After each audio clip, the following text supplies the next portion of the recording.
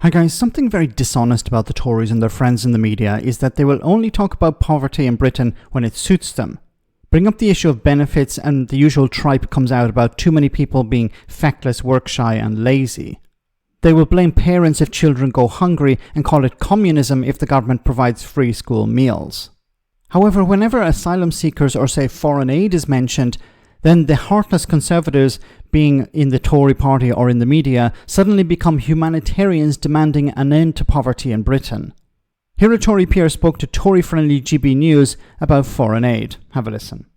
Now, a recent report has shown that British foreign aid has bankrolled Chinese opera, cycle lanes in Mexico and road schemes in Malaysia after being handed out to overseas regions richer than parts of the UK. More than £3 million of taxpayers' money has been spent in affluent foreign neighbourhoods as poor areas of Britain face funding shortages. Projects paid for include an all-female traditional Chinese opera in Shanghai, anti-congestion measures in Kuala Lumpur, the capital of Malaysia, and a cycle lane in Mexico City. Given the significant financial challenges faced within the UK, is it justifiable for British foreign aid to be allocated in projects in affluent foreign regions? So joining me to discuss this, I've got former Secretary of State for Trade, Lord Peter Lilley. Lord Lilley, what's so wrong with Chinese opera? Nothing wrong with Chinese opera. I'm no great expert, but I'm sure the Chinese are quite capable of looking after paying for their own opera. They give their own aid programs and support programs across the world called their Belt and Road, whatever it is, Belt and Road Initiative. The idea that we should be continuing to give money to them is absurd, but it's a symptom of the fact that, whereas you and I might think it's a wonderful thing, that hundreds of millions of people have been lifted out of poverty over the last 30 years. For the aid bureaucracy, that is terrible. The thought of there not being enough poor people for them to support, to build their whole careers on, is a terrible thing. We ought to be contracting the number of countries that receive our aid, give it to particularly where it's needed for humanitarian purposes and can do most good in developing growth, but withdraw from countries which have happily moved up the income scale. Okay. I didn't actually think he was going to go in that direction. The idea that people are involved in foreign aid just to further their careers. Okay, that's a weird angle he took. Look, because, it's a concern for them because there are fewer people in poverty. A lot of people have been lifted out of poverty, but inequality has increased over the last number of decades. Now, look, let's get to the main point here. Foreign aid is twofold.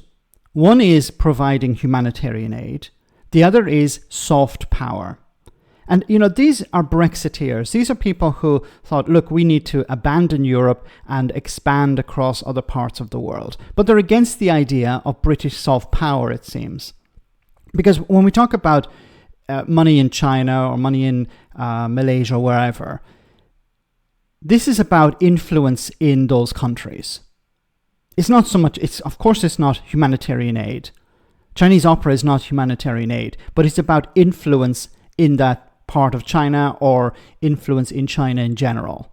That's what the foreign aid's goal is. It's both humanitarian, building a well in a poor country, helping build a hospital, for example. This is one part of foreign aid. The other is about influence, political influence. For example, Lord Lilley here was a trade minister or a trade secretary of state.